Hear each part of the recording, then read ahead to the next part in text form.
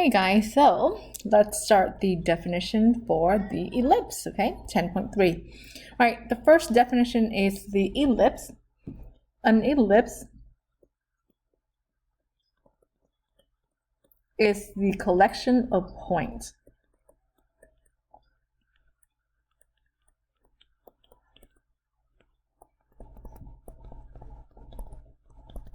in the plane whose distance from two fixed points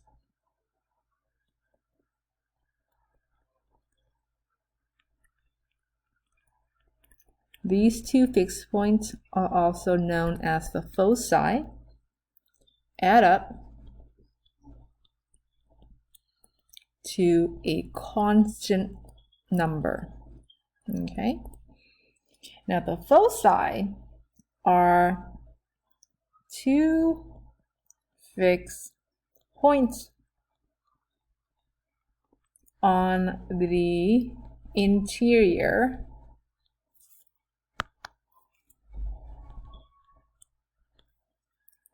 of the ellipse. Okay. So you guys remember the parabola had one focus, okay? Now the ellipse has two foci, which is two of them. So what does that mean by these two definitions? Let me just give you a little picture in which we will probably draw a lot more pictures in a little bit. So let's call this foci 1 and foci 2, okay? And it's made up of, and it says here, collection of points. I mean, every single exterior here, these are all points that's made up that's collected to make an ellipse, okay? Then it says, collection of points in the plane whose distance from two fixed points. So let's say I'm gonna pick that point, this distance, and that distance, okay? If I add those two, let's call that should be the same as if I were to pick this point and add that with that, okay? So the distances in red, if you add those two distances, should be exactly the same as the two green distances. And let's say I want to pick this point. From here to there should be the same as if we would from here to here. They should be on the same exact line because the two foci should be on the same exact horizontal line. But because I don't want to draw it on the same one because you can't see, but this distance here from foci 1 to this dot here on the right side, add that to focus number 2 to the same dot. That should be the same exact distance as the red and as the green. And if I want to go further, we can even make, okay, well, what if we want to make this dot?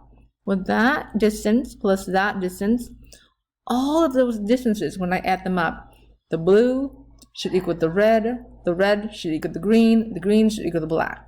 So that's what it means to be an ellipse. Okay, so that's the definition of the ellipse. With the two fixed points, which are called foci. Okay, if you take the distance from the two foci to any point on the ellipse, and you add them up, they should give you the same constant. All right. Major axis. Let's move on to that. Is the line containing the foci. So that's why earlier I said the focus 1 and focus 2, the two foci, should be on the same line. So this is now called the major axis, okay? All of that right there. Focus 1, focus 2, so two foci, same major axis, all right? Minor axis is the line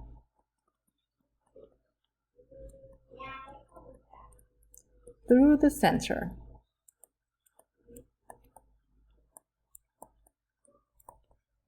and it's perpendicular to the major axis.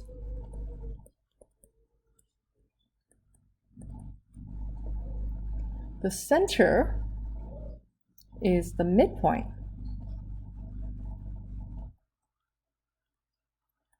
of the major axis,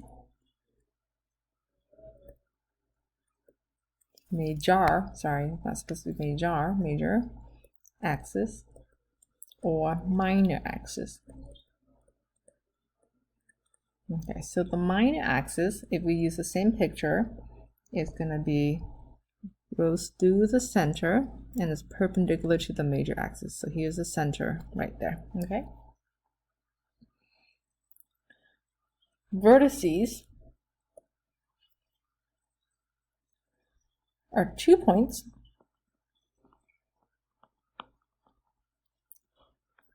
of intersection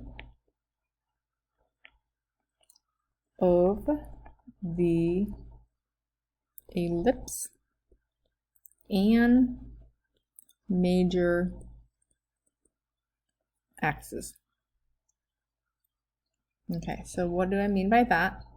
So the vertex are the 2 points of the ellipse, which is the outer, and where the major axis is. So those are vertex 1, vertex 2, together they're called vertices. The length of the major axis is the distance from one vertex to the other vertex.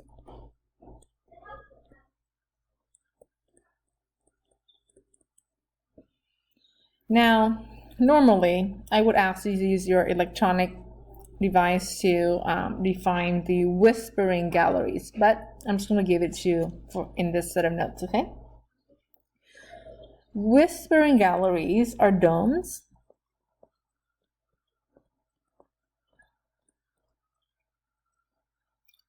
that are constructed in a way so sounds produce at any certain point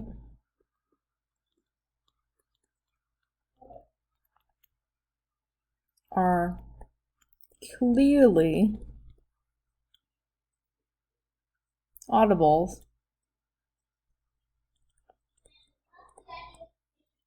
at another location. And we need to know this fact because this will be used in our application later, okay? Now the next 3 vocabulary, I'm going to draw a picture and then I'm going to define them at the same time, okay? All right, let's go draw this picture. So here is an ellipse. Pretend it's a perfect ellipse. Okay. So we have an ellipse. I'm going to get a different color. Let's say that you have a planet here orbiting around. So the planet is going to orbit around the sun. Let's make the sun right here, okay, around the sun in an elliptical shape. And I'm going to make the sun, there you go. All right, so let's go and define this.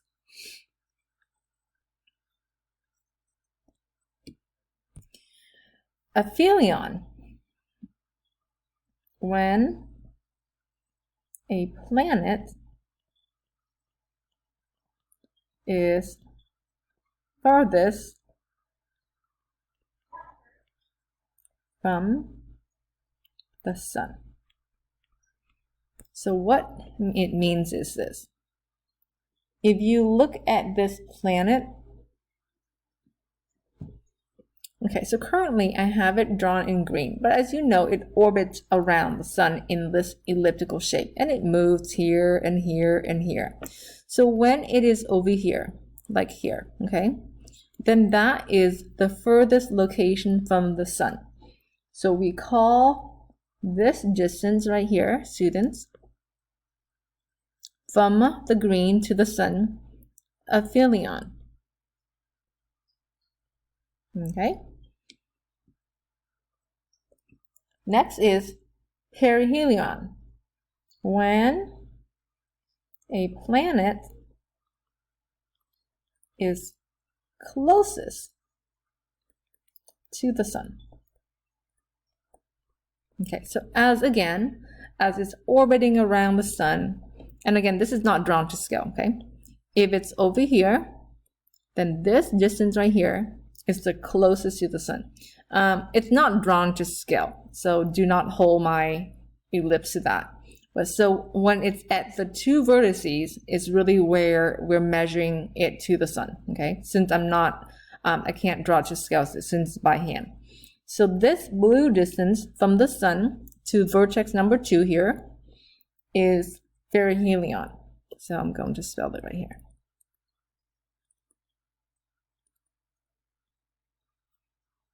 All right, the mean distance of a planet from the sun.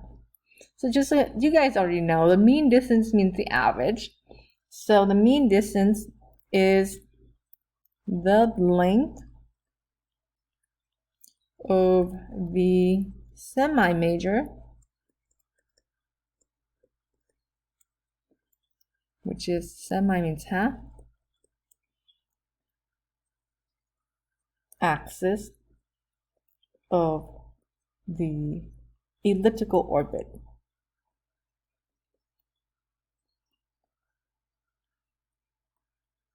Okay. So if we look at the major axis, okay, so here's the major axis from here all the way to here, from one vertex to the other. So the mean distance is half of that. So let's make the center. Let's pretend the center is right here in the black. So the mean distance is from here, one vertex to the center. This is the mean distance. Okay. So the mean, 2 of the mean distances, okay, is going to equal aphelion plus perihelion. All right. Let's go on and do the theorem. Theorem number 1 here. Equation of an ellipse. When you have the center at 0, 0, so let's draw that out.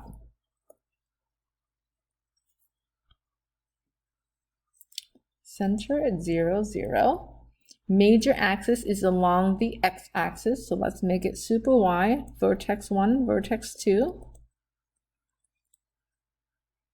And then that means the minor axis is going to be above here, since the major axis is on the x-axis. Let's draw this out really quickly. Now from your activity, you guys by now should know a couple of things. You guys should know, and again, not to scale here, okay? That the foci should be on the x-axis as well, since the vertices are on the x-axis. Then the distance from the center to one of the foci is going to be called letter C. So here is C. The distance from the center to the minor axis is called B. Then the distance, if we were to make this triangle, just like that, this is a right triangle. Since the major and minor axis are perpendicular, this is now called A. So let's fill out a few things. We will have the foci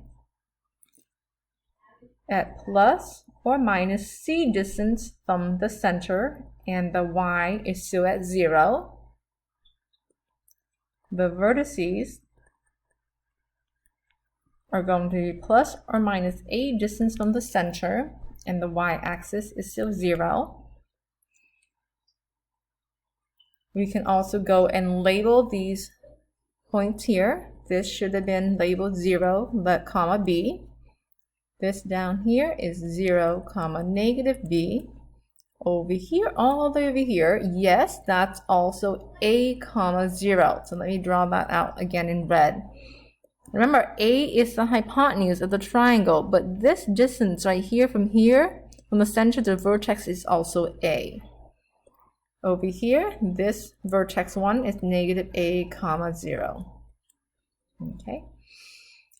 So let's go and write a standard form of our equation with the center at 0, 0. It's going to be y squared over a squared, since it is positioned horizontally. So the a squared is going to be the biggest value. So the x variable gets the a squared, plus y squared over b squared equals 1, where a is the biggest number out of the ABCs. So a is going to be bigger than b, and both of them will have to be positive, which is greater than 0. Now, based on a Pythagorean theorem, since a is the largest value, it's going to be b squared plus c squared equals a squared. Okay? And the major axis, it's on the x-axis. All right, that's what it says right here. All right, now let's go and do the next theorem. This one says the center is still at 0, 0, but now this time the major axis is on the y-axis. So this is more vertical. Okay, so this is 0, 0. Now I'm going to make a dot here. So let's call that vertex 1. Vertex 2, we will make the minor axis shorter. Let's draw this out. Okay, so very similar to the horizontal position earlier. Then if we know the vertices are on the y-axis, then we will have focus 1 here, focus number 2 here. Let's draw it out. Now from the center to the focus, it's always C. I don't care what you guys do, it's always C. Then center to the minor is always B. Okay, so that leaves us, this last distance is going to be called A, always. No ifs, ands, or buts about it. Let's label some points. From this point is going to be B comma 0. This point over here is negative B comma 0. Now again, remember, from the center to the vertex is totally not drawn to scale based on this letter A.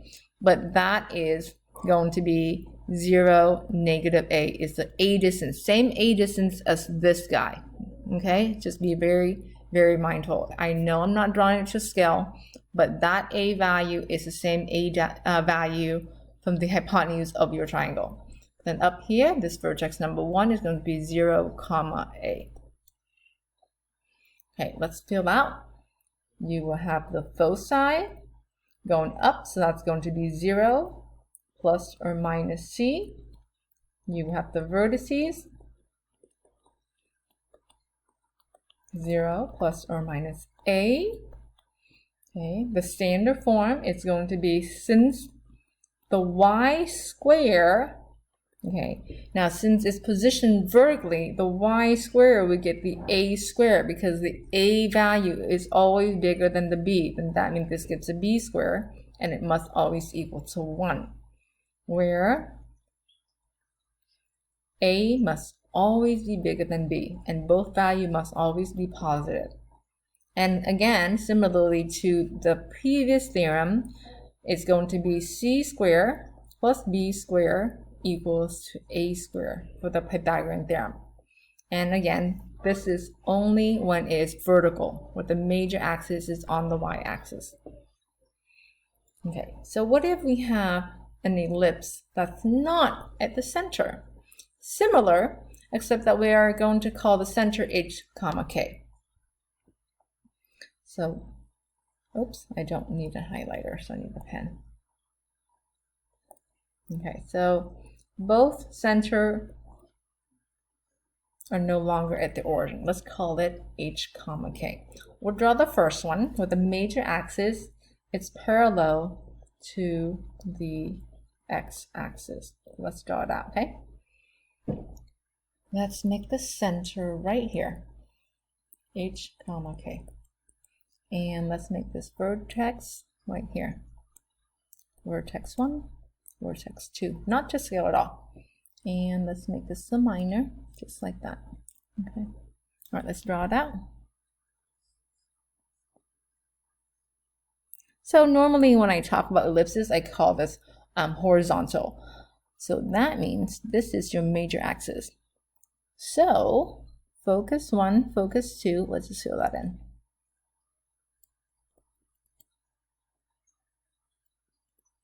Okay. Now when you look at the foci, as you can see, it's moving along the horizontal, so only the x values will change. So from the center, you're going to take the h, which is the x coordinate of the center. You will either add a c value, which let me label that for you. This is c, okay? Or minus c to get to focus 1. So you add plus or minus c. Now the y value does not change from the center. Now let's talk about the vertices. The vertice from the center to the focus, from the center to the vertex is the letter A. So here's the center, here's the vertex, the whole green piece is A. So again, you can take the h value, add A to get the vertex 2, or minus A to get to vertex 1. So we are going to take h plus or minus A, comma, k. Your standard form equation, because it is positioned horizontally, we're going to go, okay, the x variable will get the a square. Then that means, oops, I'm writing too big. Okay, this one I'm trying to squeeze in. Oh, nope, still too big. All right, let's squeeze that in to fit in the box. So x minus h quantity square will get the a square, plus y minus k quantity square will get the b square equals 1. And again, the b square, okay, let's write it plus c square, it's always a square. That is the Pythagorean theorem that you have to use. So what's a b?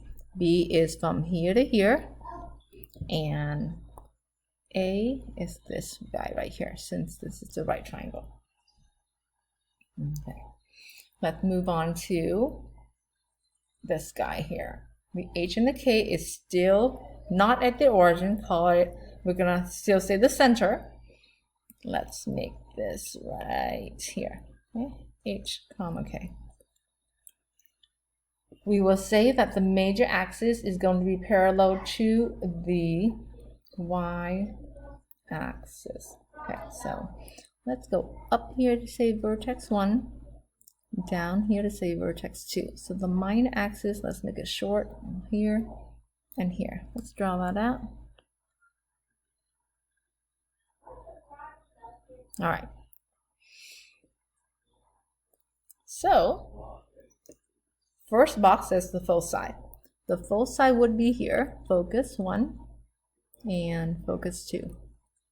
As you can see, the h value is not changing, only the k value is changing, right? The y value of the coordinate changing. So we will say, okay, well, h is not changing. We'll keep h as is. The k, if we add a c value, it will give us f1. If we minus c value, it will give us f2. So from here to here is c. So plus or minus c. All right, now the vertices is very similar, except we would need an a value. So again, remember, the vertex to the center is an a distance, okay? A distance. And just to remind you, the b distance is from the center to the minor. And so that means I'm going to use green. From here to here, it's a. And that's always perpendicular. So, same thing, we're going to go h, comma, k plus or minus a, and the standard form. X minus h quantity square over plus y minus k quantity square, and it always equals to 1. Now, because it's vertical, that means the y will get a square, and that means the x's now get b square. And again, same Pythagorean theorem, a b square plus c square equals a square. Ready?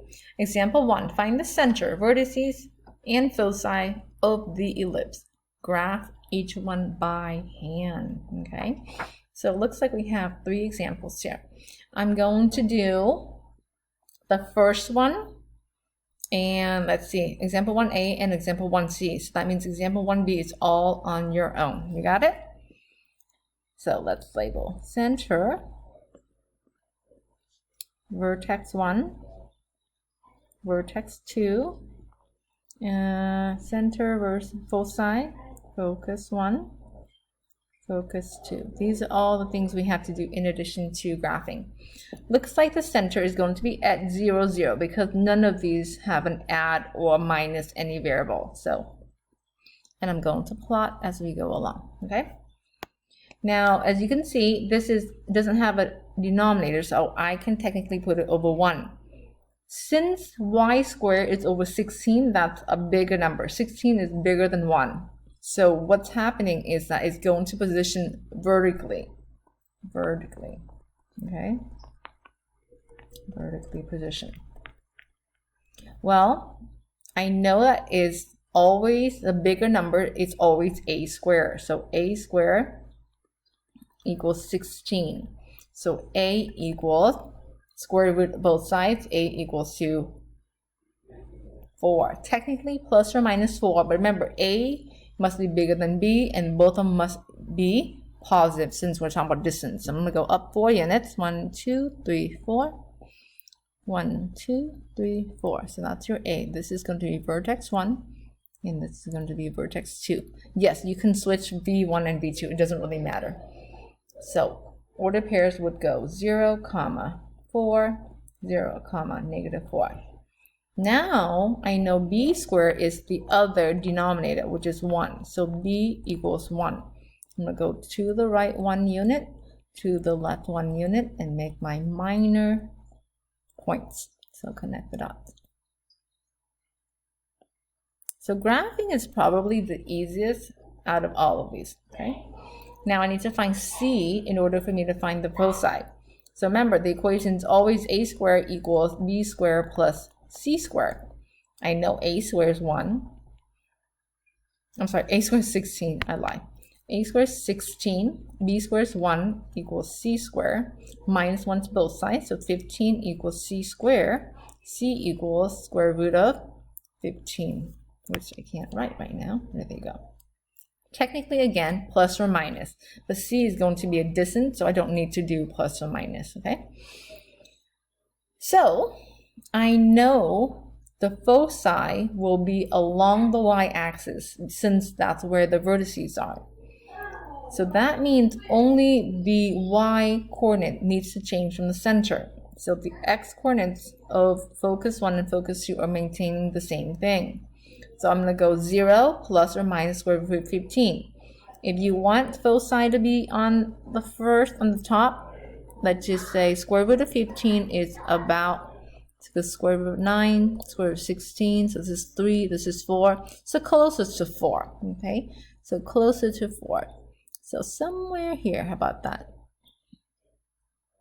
So we can say that's focus 1, and that could be focus 2. Now, if you want focus 1 to be on the top, then you just need to add square root of 15. So that's a positive square root of 15. And then this will be a negative square root of 15. Yes, you can swap them. I don't care if focus 1's in the bottom and then focus 2 in the top. It doesn't matter as long as you have it labeled. All right, and I think we found everything and we graph everything out. It's going to highlight all these answers. Like I said, I'm going to do example 1A and example 1C, and then I'm going to leave example 1B all on your own. All right, 1C, looks like you need to do a little bit of completing the squares. Let's put all the x's first together. X squared plus 8x plus a blank space.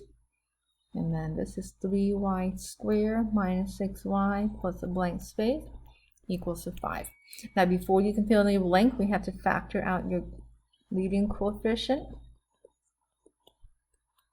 All right, I took out a 4, so this is x squared plus 2x left plus a blank. I took out a 3 on the y, so this is y squared minus 2y plus a blank. Let's fill in the blank spots, okay? Okay, here we go. If I can get a pen. All right, half of that, so half of 2 is 1, 1 squared is 1. What you added on the left side, we would now go and add on the right, except that this one gets multiplied by 4, so that gets multiplied by 4.